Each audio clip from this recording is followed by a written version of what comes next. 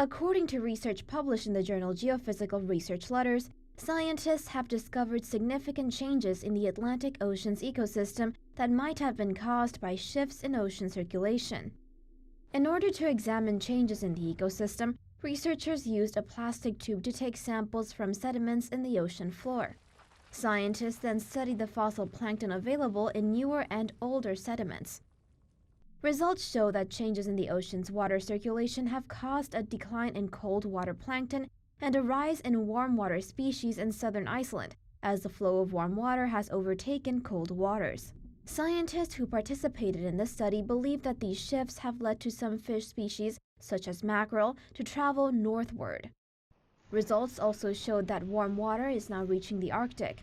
Scientists note that this could be aggravating the melting of sea ice there. The shift in the direction of the warm water currents could also affect key fisheries in the US and Canada.